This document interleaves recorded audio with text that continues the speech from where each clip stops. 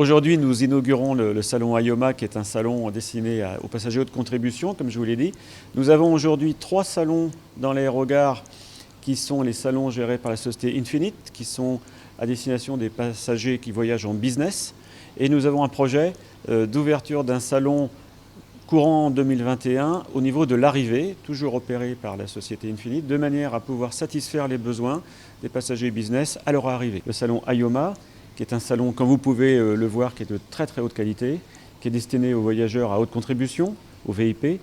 Et je souhaite que ce salon puisse recevoir le plus grand nombre de passagers, tout d'abord les passagers de l'aviation d'affaires, et puis ensuite certainement d'autres passagers. Mais nous voulons que la société AIOMA puisse offrir ce service pour que les passagers qui passent à l'aéroport gardent un très très bon souvenir de leur passage et puis surtout voient la qualité de service qu'on peut offrir au Sénégal. Nous sommes dans une politique d'amélioration de la qualité de service. Donc nous mettons en place des dispositifs nouveaux.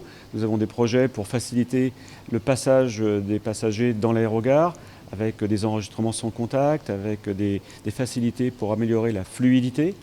Mais aussi nous avons d'autres projets comme la construction d'une centrale solaire, de manière à avoir de l'énergie qui vient du ciel.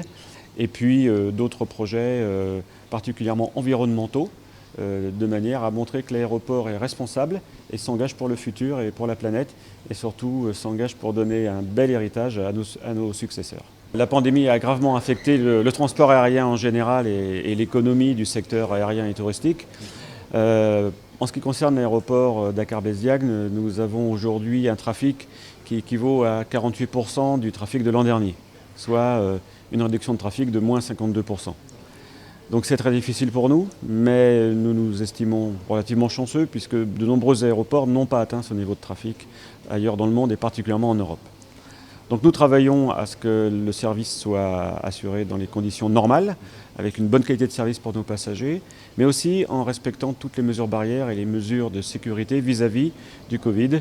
Et donc nous avons mis en place à l'intérieur du terminal un certain nombre de dispositifs pour permettre aux voyageurs et au personnel d'être dans le terminal en toute sécurité. Le personnel s'est engagé, il est fidèle à son aéroport. Il veut absolument que ce soit un aéroport qui soit bien classé en Afrique de l'Ouest et en Afrique en général. Et tout comme sa direction générale, le personnel s'investit pour continuer à travailler. Ce n'est pas facile.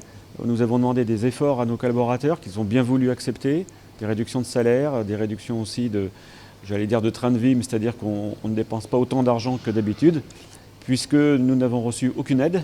Nous vivons sur nos ressources et nous allons bientôt emprunter de l'argent et nous faisons beaucoup d'économies. Nous avons mis en place une politique de réduction de dépenses et d'économies pour pouvoir faire face à cette situation.